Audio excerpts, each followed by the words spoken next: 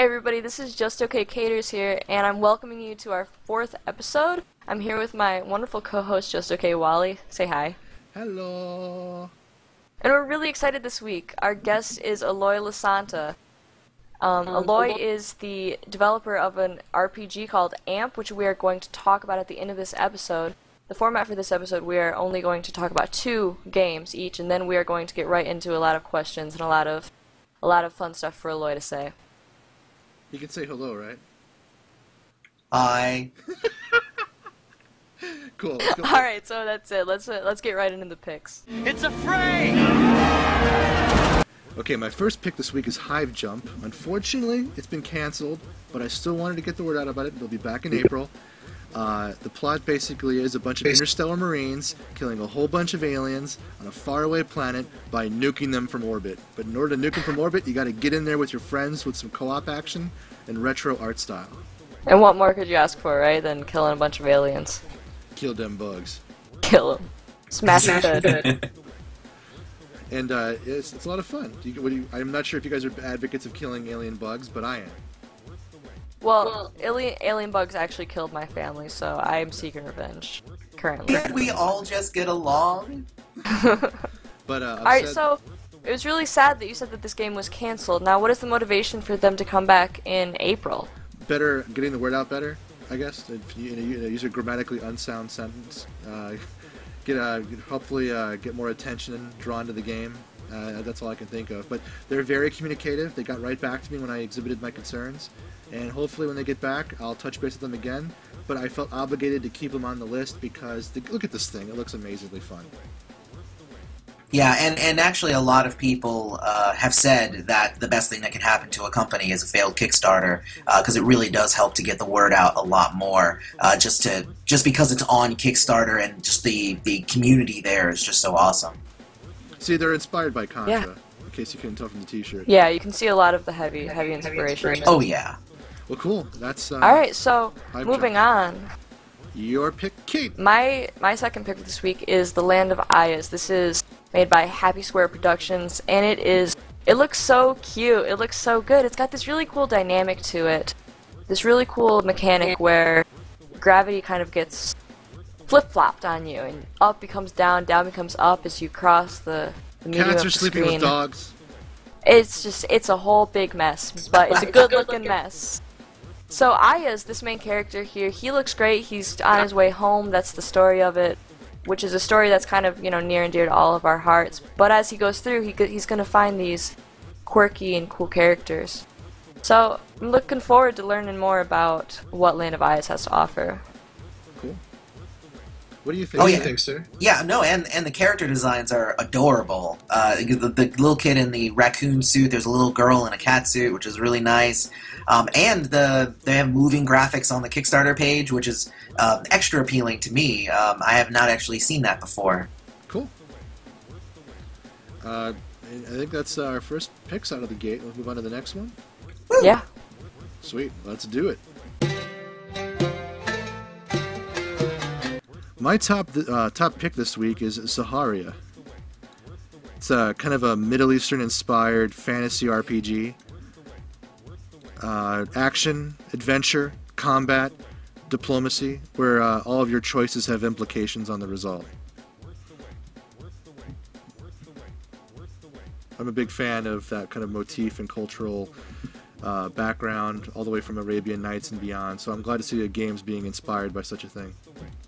Yeah, no, I love seeing this because this is really kind of sad to say, but in recent years, a lot of the Middle Eastern culture that we've seen in video games has sort of been as villains, and that's kind of wrong. It's really too bad. So this is exciting.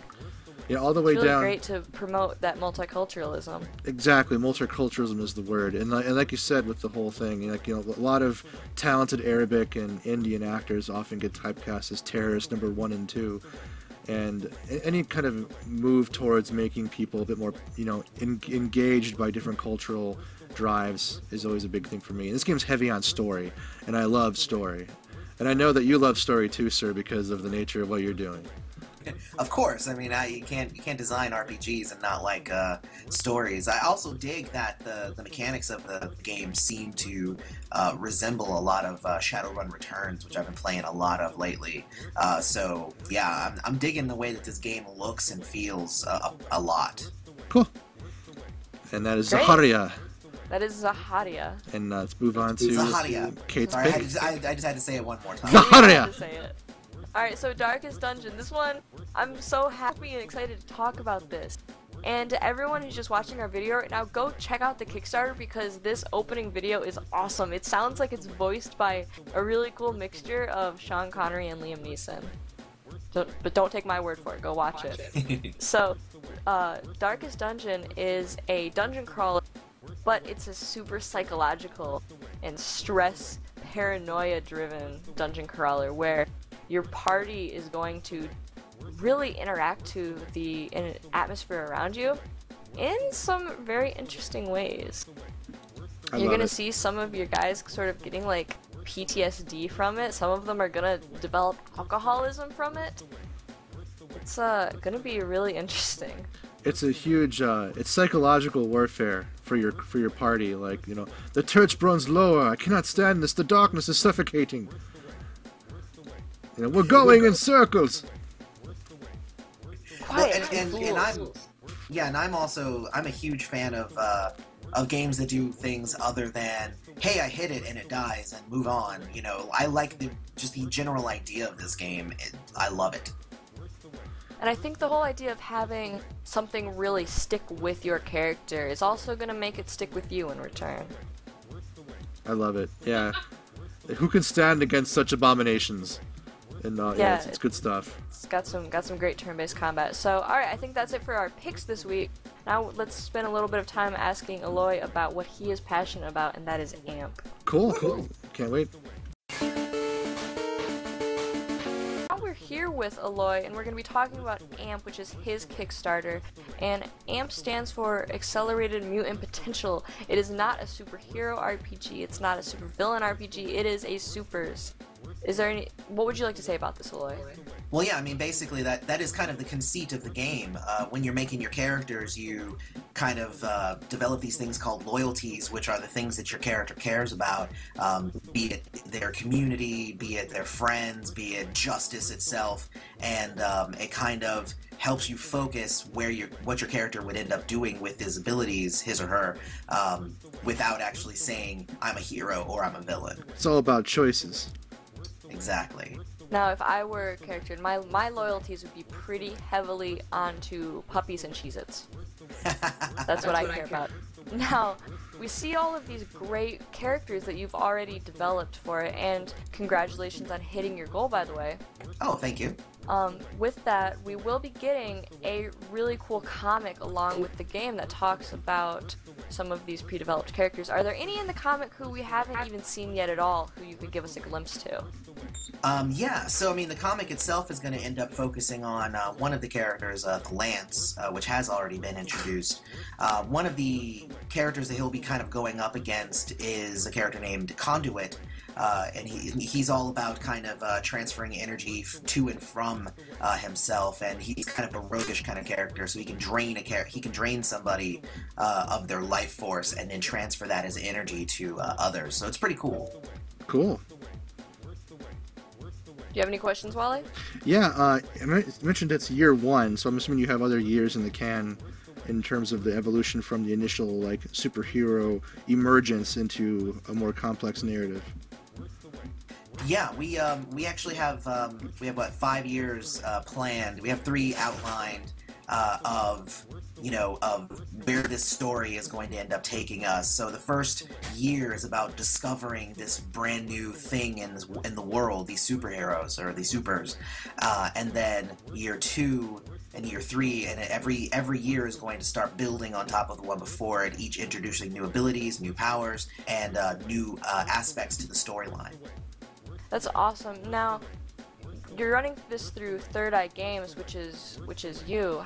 How many other people are helping you develop AMP? AMP is really just me. This is my 6th game that I've developed by myself.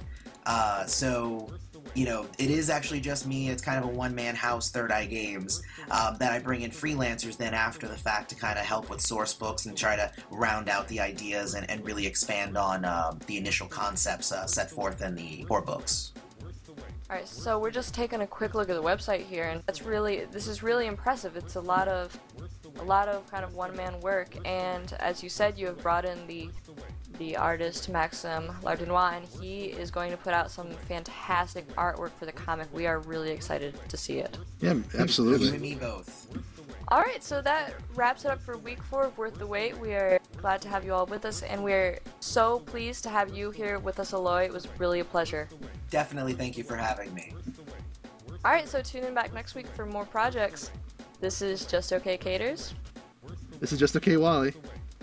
And this is Eloy. Saying bye. Bye-bye. Bye.